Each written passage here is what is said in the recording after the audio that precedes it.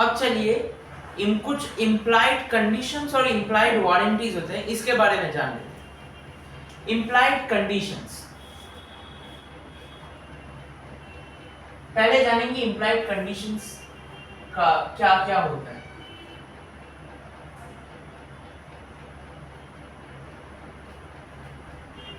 Implied conditions में पहला आता है टाइटल। मैंने पहले भी आपको बताया था, टाइटल मतलब टाइटल टू गुड्स, ओनरशिप, कौन उसका ओनर है वो बताता है टाइटल। याद करिएगा, डॉक्यूमेंट ऑफ टाइटल में ये सब बताया गया था। तो टाइटल, अब इंप्लाइड कंडीशन के साथ टाइटल का क्या रिलेशन है? ये टाइटल एक इंप्लाइड कंडीशन है, मतलब टाइटल इंप्लाइडली शो करता है उसका ओनर कौन है, मतलब कौन उस गुड्स का जो हक है किसका है, वो गुड्स का हक किसका है बेसिकली, मतलब who can enforce the rights for the goods। तो अगर there are not something different which appears in the terms of contract, मतलब कोई भी चीज अगर कुछ अलग सा चीज अगर टर्म्स ऑफ कॉन्ट्रैक्ट में नहीं शो करता है, then in case of sale, seller will have a right to sell the goods, and in case of agreement to sell, इसमें भी seller will have a right to sell the goods when the property is to pass, मतलब agreement to cell है ना, तो future में property पास होगा, तो जब फ्यूचर में प्रॉपर्टी पास होगा तब सेलर का हक है प्रॉपर्टी को ट्रांसफर करने का। क्यों? क्योंकि सेलर का उसमें टाइटल है, टाइटल मतलब title to goods, title to goods मतलब ओनरशिप, तो सेलर का ओनरशिप है। और ये इंप्लाइड कंडीशन है, मतलब जिसका ये टाइटल होगा वही इसे सेल कर पाएगा, गुड्स को वही सेल कर पाता है, तो सेलर का हक है। क्यों? क्योंकि सेलर का टाइटल प्रॉपर है, तो प्रॉपर है मतलब कोई डिफेक्टिव नहीं। अब जब मैंने कह दिया है कि प्रॉपर है डिफेक्टिव नहीं है, तब इसके बारे में कुछ जान लेते हैं। डिफेक्टिव क्या होता है, अगर नो टाइटल ऑफ सेलर क्या होता है, ये जान लेते हैं।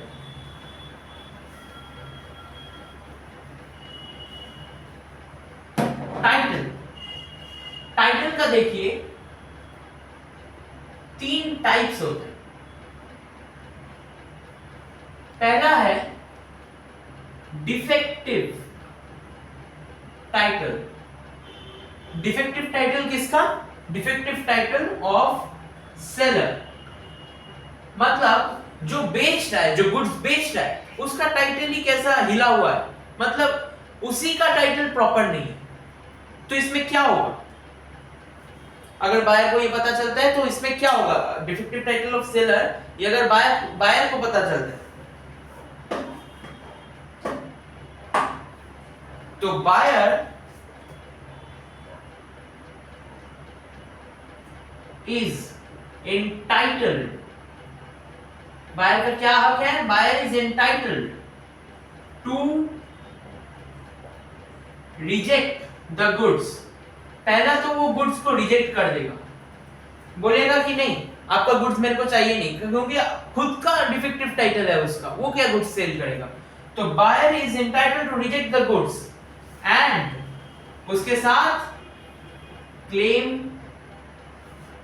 फॉर डैमेजेस, वो डैमेज के लिए भी सू कर देगा सेलर को कि आपने मेरा वक्त बर्बाद किया, इतना पैसा बर्बाद किया, जो भी यूजफुल टाइम आपने मेरा खा लिया, तो इसलिए मैं आपको सू करूंगा फॉर डैमेजेस। दूसरा पॉइंट क्या है, दूसरा पॉइंट है डिफेक्टिव टाइटल। तो मान लिया कि टाइटल है पर कैसा उल्टा सीधा, मतलब ठीक से नहीं है उसका title, no title of seller हो, ध्यान दीजिएगा ये नो टाइटल है, नो टाइटल ऑफ सेलर, ये डिफेक्टिव नहीं है, ये नो टाइटल मतलब सेलर का थोड़ा सा भी हक नहीं है कि वो गुड्स को सेल करे, थोड़ा सा भी नहीं, इसमें जो था इसमें वो भी नहीं है, नो टाइटल। तो इसमें क्या होगा, इसमें बायर सफर करेगा पर बायर इसको छोड़ेगा नहीं। तो बायर पहले सफर करता है, बायर इज entitled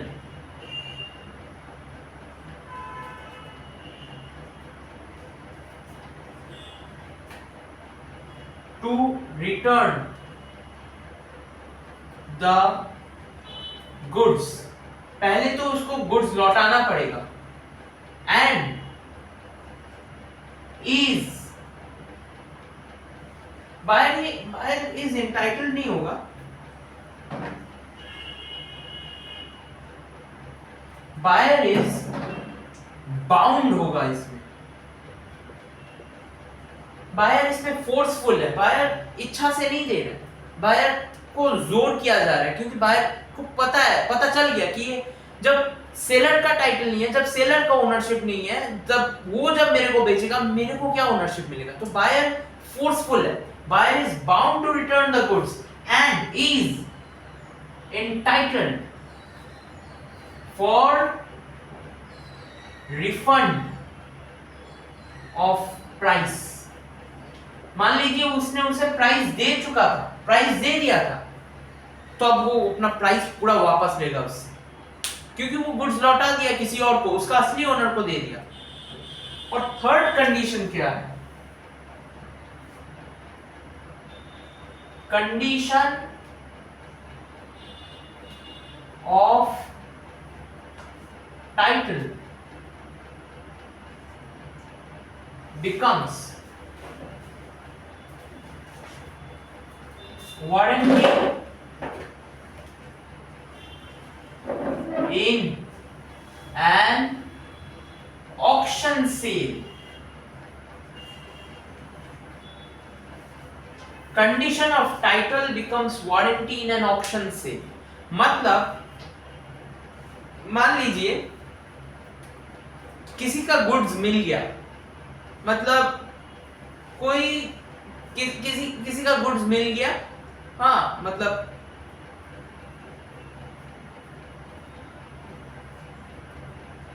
कोई मान लीजिए चोरी का सामान था वो, तो जब पकड़ेगा पुलिस उसको, जब पकड़ेगा उससे पहले क्या किया, वो सामान छोड़ के कहीं और भाग गया, तो अब सामान तो कस्टडी में आ गया, और जब वो मिला नहीं, वो आदमी मिला नहीं, कहां भाग गया नहीं मालूम, तब वो क्या किया, पुलिस वो कस्टडी से वो क्या किया, उसने ऑक्शनर को दे दिया। ऑक्शनर अब क्या किया, उसको ऑक्शन सेल में बेच रहा है, गुड्स को ऑक्शन सेल में बेच रहा है। अब एक आदमी आया, वो खरीद लिया ऑक्शन सेल से वो वाला गुड्स, अब अचानक से उसका असली ओनर आ जाता है उस ऑक्शन सेल में, उसको पता लगता है कि उसका गुड्स जो चोरी हो गया था वो इस ऑक्शन सेल में बिक रहा है, तो वो उसका असली ओनर, गुड्स का असली मालिक आ गया। तो अब बायर बेचारा वो क्या करेगा, उसको देना ही पड़ेगा, क्योंकि चीज किसी और का था ना, तो उसको देना पड़ेगा। पर इसमें क्या ऑक्शनर लायबल होगा? बायर अगर ऑक्शनर को पकड़े कि भाई तूने तो ठीक से बोला नहीं किसका गुड्स है, हाँ, और अभी मेरे को इतना सफर करना पड़ रहा है, मैंने सोचा था ये गुड्स लेके जाऊंगा, हाँ मैंने ख्वाब देखे थे इतना, तो तुमने बताया नहीं किसका गुड्स है, तो can auctioneer be held liable for this? Answer is no, auctioneer can not be held liable for this. क्यों? क्योंकि ऑक्शनर को पता ही नहीं था, वो अपना काम कर रहा था बेचारा, वो अपना काम कर रहा था, उसको कैसे पता चलेगा? वो थोड़ी ना जिम्मेदारी लिया है किसका गुड्स है, किसने लिया था। वो आया बायर से अपना ओनर अपना असली गुड्स, मतलब असली जो ओनर था उसने अपना गुड्स मांगा, बायर ने दे दिया, पर auctioneer will not be held liable. इसमें क्लियर हो जाना। कि ऑक्शनर को लायबल नहीं किया जा सकता। तो ये हो गया टाइटल का पूरा डिस्कशन। अब चलते हैं किस कोई और एक टॉपिक में। इम्प्लाइड कंडीशन का दूसरा टॉपिक क्या हो सकता है? इसका दूसरा टॉपिक है sale bye description.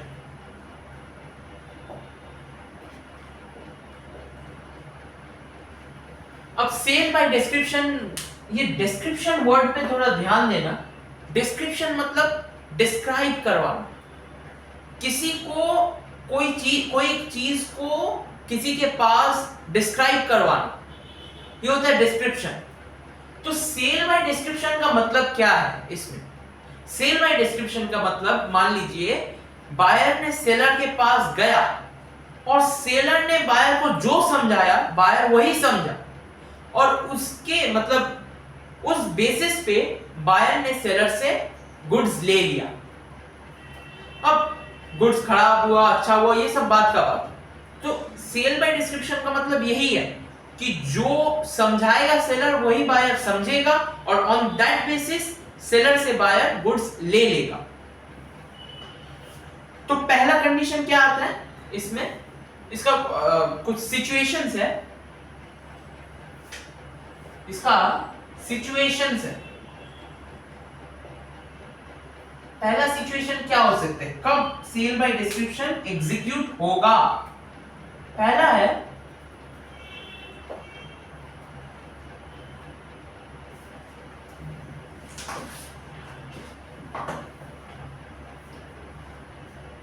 buyer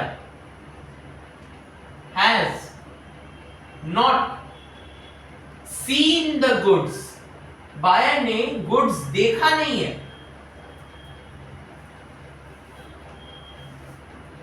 and relies on the seller's judgment।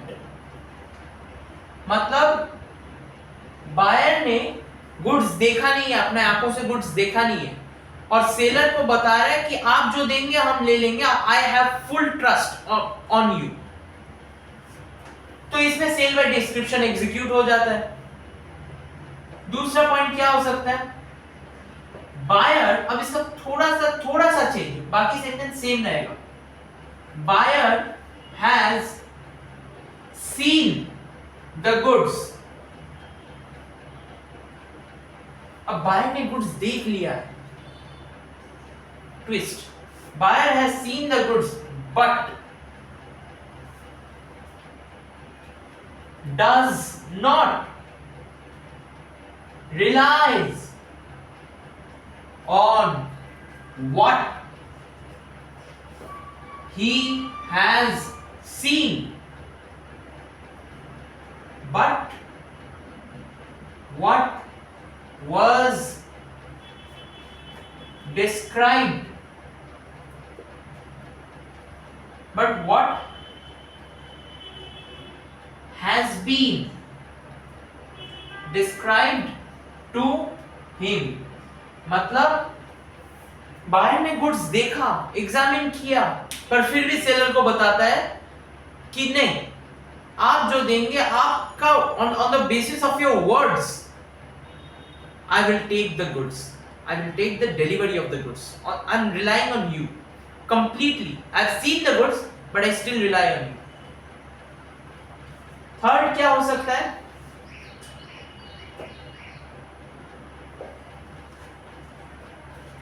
Cell by sample as well as by description।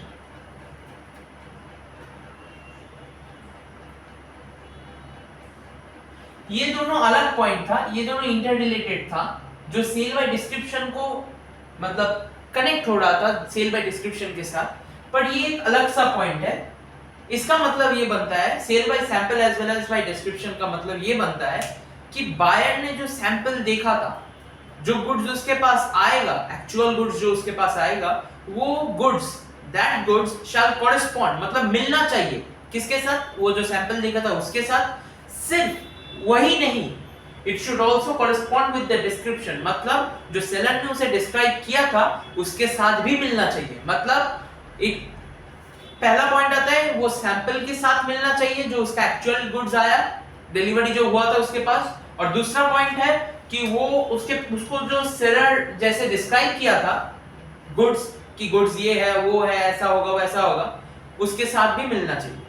और फोर्थ पॉइंट क्या है, फोर्थ है packing of goods. Packing of goods ये भी डिस्क्रिप्शन का पार्ट होता है। मतलब सेलर ने बायर को बताया कि,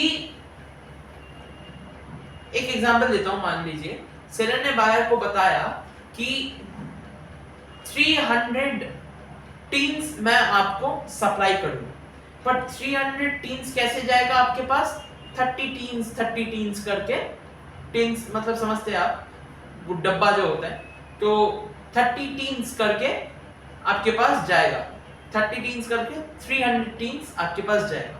पर जब वो डिलीवरी करता है, बायर देखता है कि 24 टीन्स है, कहीं 30 टीन्स है, तो कुछ मतलब अनयूनिफॉर्म बन जाता है, इनडिफरेंट बन जाता है, जो सेलर ने बताया था वो नहीं है।